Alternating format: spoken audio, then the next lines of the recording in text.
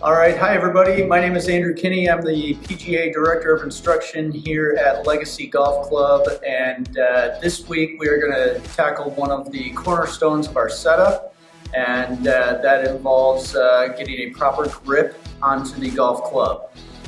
The grip is important because it allows us to keep the club face square.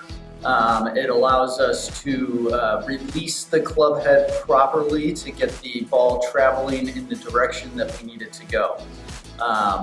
So we'll talk a little bit about what an overly strong grip is, what an overly weak grip is, and what a good neutral grip gives us.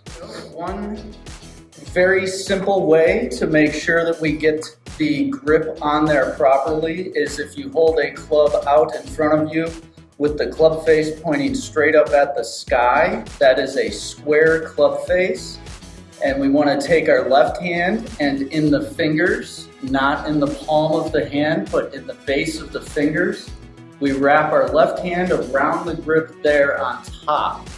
Now, it's important that we keep our left wrist flat. If my left wrist is bowed, that's going to give me a different grip position, and if my left wrist is cupped, that's going to give me a different grip position down at the bottom.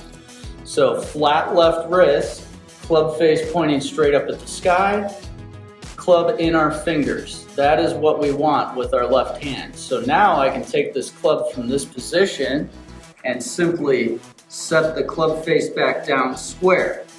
Now that's got my left hand on where I need it to be. So if I just have my right hand resting here and bring the club back into a backswing position, what we want to see is the club face matches the back of our left hand.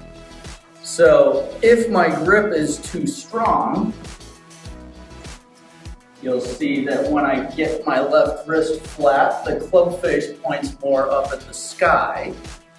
And if my grip gets too weak, you'll see that when I get a flat left wrist, the toe points straight at the ground. So this club face is wide open.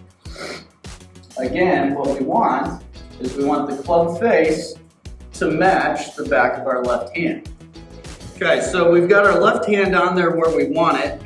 The right hand, a pretty safe bet to do with that is either palm faces the target and then wraps around.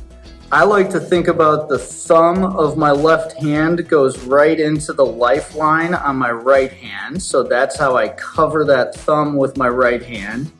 Another way to look at it is when you pinch your thumb and index finger together, it creates a little bit of an arrow, if you will. Same on the left hand. We want both of those arrows to point up towards our right shoulder or our trail shoulder, left shoulder if we're left-handed. And then another easy thing that I like to look at is from address, if I just glance down, how many knuckles can you see on your left hand? Most people that I talk to come in and they can barely see this first one, if at all.